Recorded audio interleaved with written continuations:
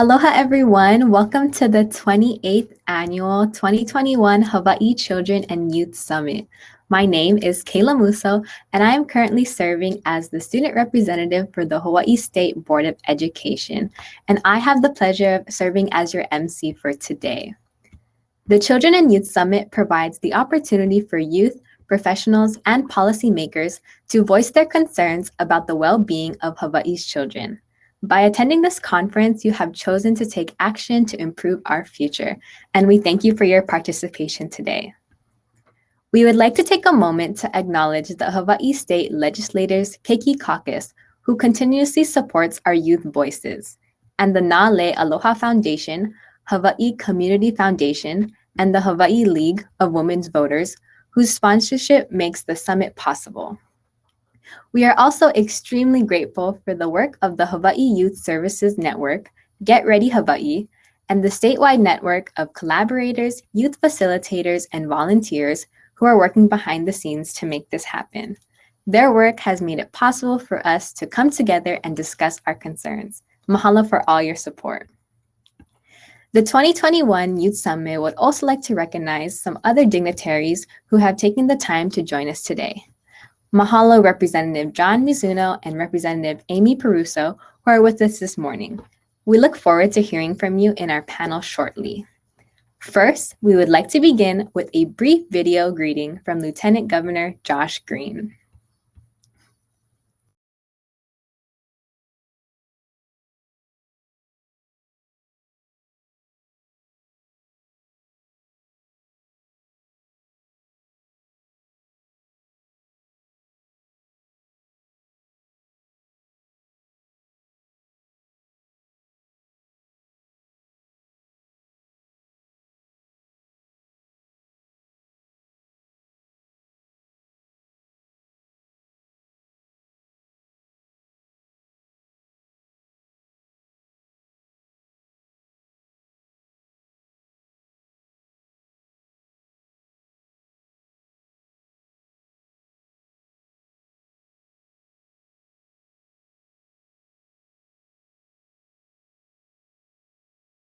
Please stand by as we fix the sound momentarily.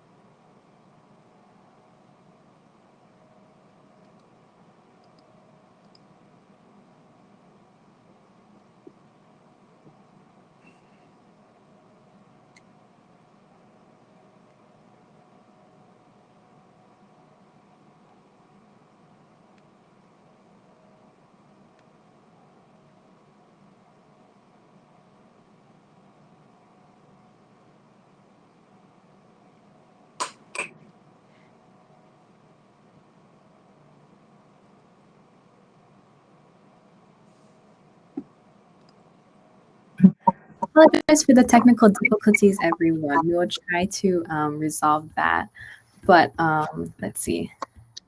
Nonetheless, we would like to thank Lieutenant Governor Josh Green for his continued support of the annual Hawaii Children and Youth Summit. While we are sorry he was unable to have spoken live today, we're grateful for his time and words of encouragement. Now we will now start the panel discussions from a special group of elected officials and youth leaders. From now until 10:45 a.m., we will hear from members of the Keiki Caucus and additional youth panelists who work in our communities. They will be asked questions related to our breakout topics, followed by questions from the audience. Thank you to all of our youth panelists. Here we have Representative Amy Peruso. And please, Representative, introduce yourself and your organization that you're here with today. Sure. So my name is Amy Pruso, and I represent Wahiawa, Whitmore Village, and Launani Valley. Prior to serving in the House, I served as a DOE social studies teacher for about 20 years. So I'm really grateful for the opportunity to work with the Keiki Caucus to work on issues relevant to youth. Representative, we also have Senator Ventura. Please introduce yourself and the organization you're here with today. Aloha. I am Joy San Buenaventura, State Senator, legislator in the state of Hawaii. Prior to being a senator, I was a 3-term state representative. I am chair of the Senate Human Services, which includes issues involving Keiki. And I was former House Chair of Human Services and Homelessness before I became a senator. And before I was a legislator, I was an attorney, mostly practicing in family law. And I'm here to listen to you all and hope that you folks advocate for your issues and have a voice as to what the Keiki here in Hawaii have to say about proposed bills that sometimes people from the mainland and adults are introducing that affect you, and you don't have a voice in. So aloha, and thank you for having this summit. Mahalo, Senator. We also have Genshu Price, who is the founder and producer of Bottles for College. Please introduce yourself and your organization. So my name is Genshu Price. I'm 13 years old, and I'm the founder of Bottles for College. Bottles for College is an organization that collects recyclable cans and bottles to fund college tuition for Hawaii kids. The 4 pillars of this organization are education, environment, community, and lifestyle, as we hope to be able to give more accessibility towards higher education for students here in Hawaii and also help clean up our environment.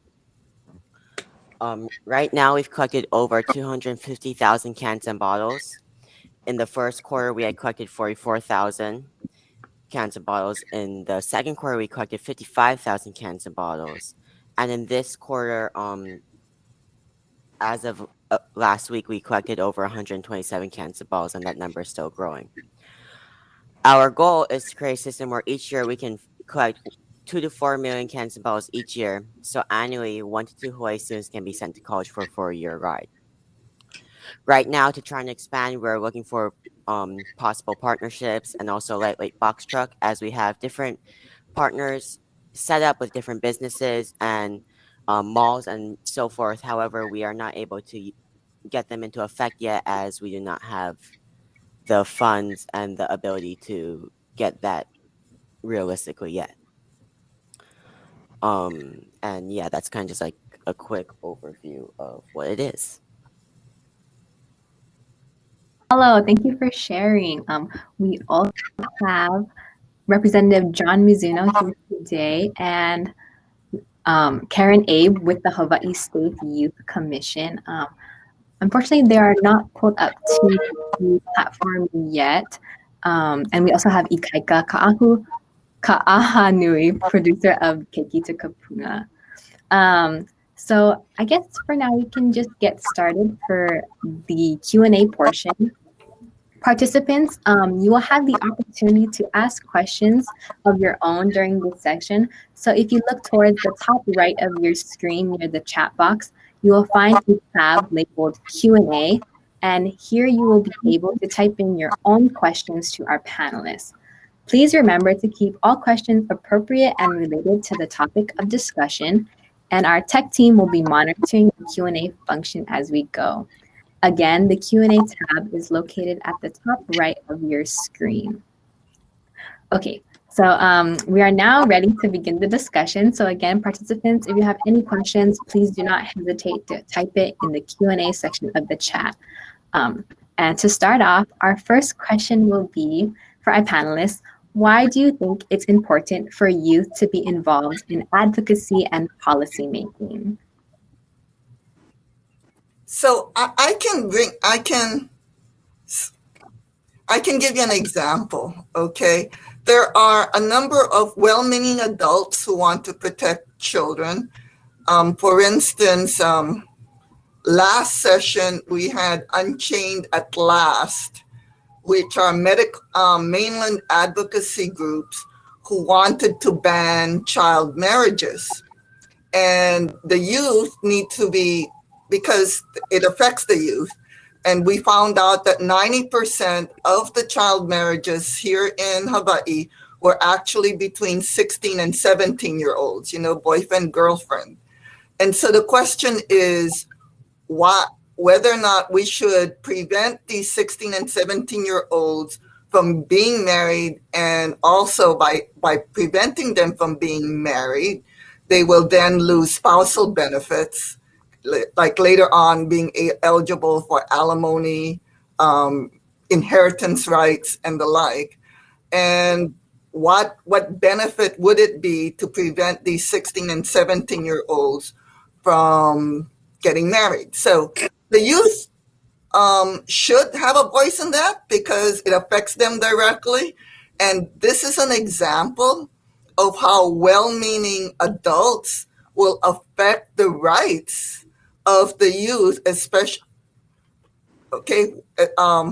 directly. So that is why we need advocacy. That is an example. So I'm going to throw it to you now, Rep. Peruso. I think that's an important point, and I think that it is critical that youth be engaged in these processes to protect their interests. But I also think that that same engagement changes young people. So it helps them develop a heightened sense of their own power, and it really brings them into these conversations in a way that enables them to see the complexity, right? The challenges. So I think it's a learning experience. It's a growing experience, and I think that the more deeply young people get involved in politics and policy making, the more conscious they become of the complexity of the whole process. But I think then too that they become more committed, and they in turn tend to, like, this is what I've seen over the course of my career, is they tend to also then pull in their peers. So it has a ripple effect. And that can't be discounted. So I think there are a lot of reasons to really champion youth engagement. And I think that it's both about outcomes and processes. And then, especially now when there's social media and a false narrative that could go out, by engaging in the process, you could see how transparent and how non-transparent the process is. And the youth are, especially when they start coming of age, will be in a position of strength to point out the non-transparent issues and how we could fix it. Mahalo, Senator and Representative. We also have our student panelists here today. Would you guys like to add to the question, which was, why do you think it's important for youth to be involved in advocacy and policy making? I think it's very important because, like they said earlier, we are the people being directly affected by these policies. And so our opinions in in the making of these policies make the most sense because we're like directly affected. So it wouldn't make sense for us not to be here and then not have our interests protected. Thank you. Mahalo for your answer, Alex. I mean, yeah, I definitely agree with that. Like, it's also because like if you think about it, the present we're being affected now. So when in the future when we are of age to be able to like take the seats of the people that are in charge now, we would have a better understanding of what can be changed right at that moment. So in the future, like we keep on improving what the current situation is. We have our first question from the Q&A portion. So these are directed for our state legislators, and it reads, as lawmakers, what is your plan for supporting a public education curriculum that accounts for a rapidly developing and increasingly automated job market? I can jump in on that. So, as lawmakers, we are, it's actually not our prerogative to determine curriculum. That's a matter for the Board of Education. But I will say that we are involved in the process of shaping curriculum indirectly. And we can create opportunities for partnerships between the Department of and various kinds of sources of innovation. Um, I think the most important thing, though, is that the purpose of a public education is to cultivate critical, creative kinds of thinking. And to the extent that we can do that, so that to the extent that we're not just preparing students for regurgitating answers on a standardized test, then we are going to be doing our jobs for preparing young people to take their position in an economy that will require creativity and critical thinking. Okay, so I would like to add to that, and I really do appreciate that question. That is a very insightful question, and I do appreciate Rep. Peruso's answer because each year, various legislators try to affect the curriculum by requiring DOE to, one example is to teach financial literacy. That was the latest one. But it's ultimately up to the DOE as to what the curriculum is. um it that question shows insightfully what is actually going to be occurring, that it is going to start being automated, especially with a shortage of the labor market, and the fact that the low paying jobs are going to start disappearing. And you could see that in McDonald's. You folks are young right now, and you're able to see the kiosks that's there, and as well as the Coke machines, right, are also automated now. I'm old enough to know that before the Coke machines and before the kiosks, there were people. There were more people helping. So it's going to keep happening, what's occurring. And we are going to need to train the young. And I'm hoping the DOE is, because all we can do is persuade the DOE. We can't actually insert, um, courses, but we can persuade them to make a more, not only financially literate, a more to focus the education towards more skills beyond that of just plain service, because we are going to be automated. So thank you. Can I also add on to what the senator was saying? Because I think she kind of pointed towards a work that lawmakers can do, although she didn't say it explicitly. But I think that we as lawmakers can look at the distribution side of that. So the distribution of wealth. And I think that we can make sure that workers are taken care of and paid more, even as the profits that will come from automation will tend to go towards the owners of capital. So I think that we can take a serious look at UBI, which is universal income. We can do a lot of work around thinking about the social implications of that automation and then addressing those. That's correct. Rep. Peruso, automation is pointing towards us seriously looking at uniform basic income. A basic income that is paid to each family. But I believe the question was curriculum. So we're gonna. So critical thinking, policy wise. That's basically what we can persuade. So thank you. Appreciate your input nonetheless. We also have another question directed towards everyone on our panel, and it reads, how can we use state lands in cooperation with the county to better use vacant land to better the public? Okay, so I'm going to jump in on that. The question you are posing is whether or not we can use state land to better the public.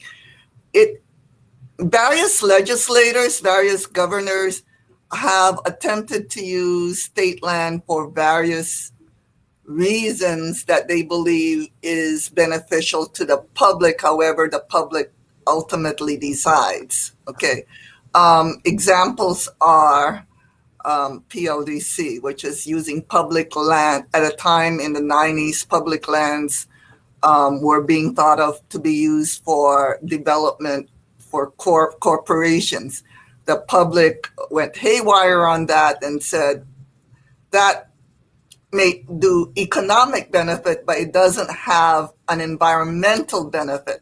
So it's this balancing that goes back and forth, and basically and it worked in that particular case because the governor proposed PLDC, so did the legislature, and the public decided that the environmental benefits, the recreational benefits of public lands outweigh the need for economic benefit of the public lands. So it's too amorphous to talk about social benefit because there are different types of benefits.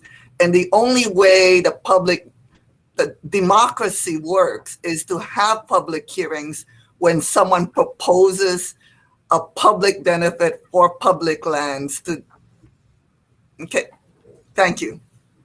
By public land, do you mean public, state land? Do you mean like state facilities or like state land, like parks and so forth? There are a lot of state land.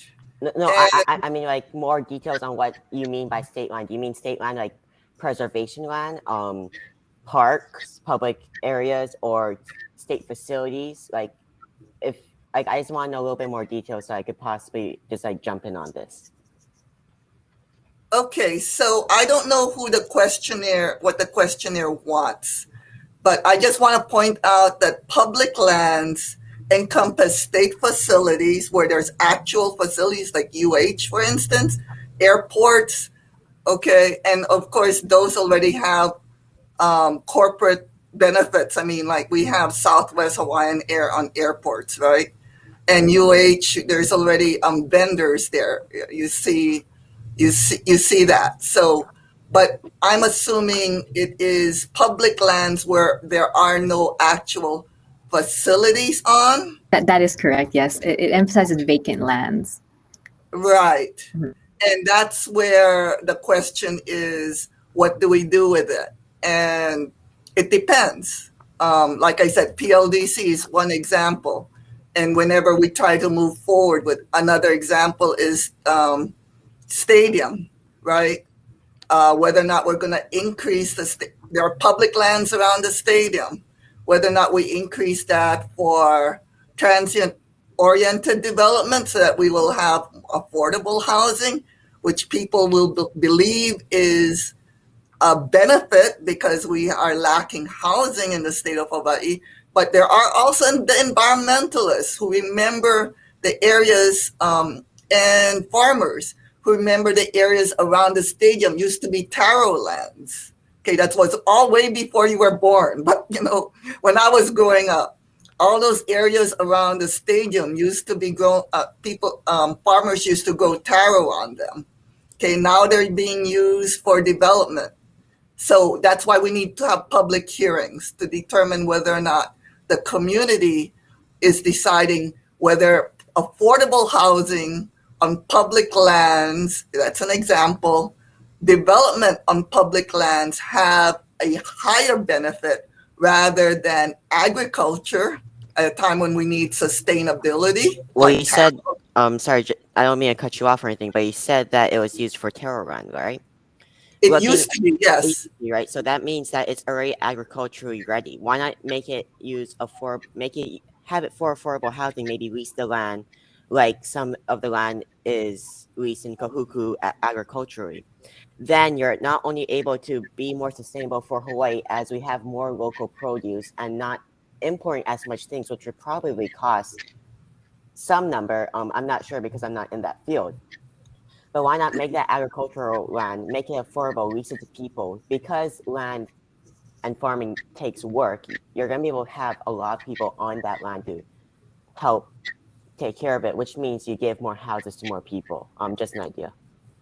So, okay, so your suggestion has been brought up because because you're right. Farmers means workers, which means, and it also includes benefits of lands. But that's the kind of public engagement that occurs and has occurred when it kind of predated me being in the legislature, how basically the county and the state had decided that those taro lands are now filled in now. They decided that despite your questions, despite your opinions, the affordable housing, stadium and rail was more important in that areas than the existing taro lands that were there before.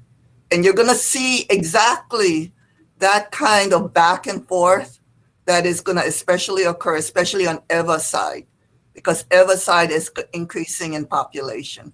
Like the senator was saying, it depends on public need, but on a really small scale, you're talking a little bit more about larger parcels of land, but on a small scale, like vacant lots, it could be used to support sustainable urbanization by creating pockets of green in the city. And this can be used as an educational tool, maybe teaming up with schools, but it's also really great.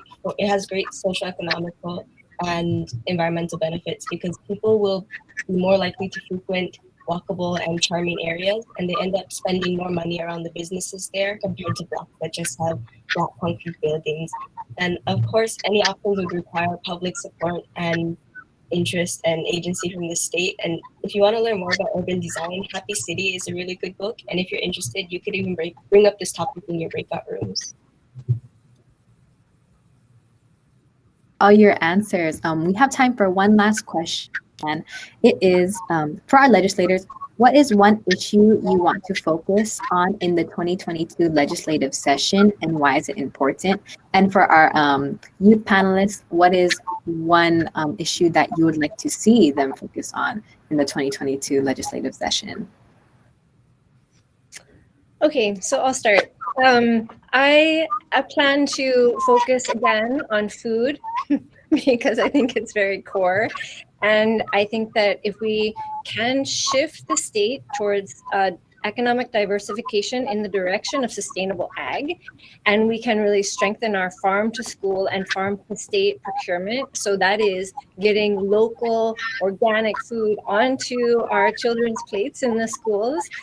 We can support the farmers doing work that will sequester carbon, and we can feed our kids. So that's a real passion of mine, and I take to heart the comments you folks are making around agriculture and food forests and sustainable urbanization. So I really appreciate this conversation. I really do appreciate the conversation, okay, and the opinions that went back and forth, and that's basically what the whole idea behind public hearings are for, is to flesh out what the community need are versus what the community benefits are versus community need. So what I'm going to be focusing on the 2022 session is recovery from COVID-19. What we have, what's been what we're realizing during the pandemic is the labor force that are aging out. I mean, it's like my generation, have decided they don't want to go back to work because they don't want to risk getting infected. And so this huge baby boomer generation that's aging out are leaving gaps in the labor market.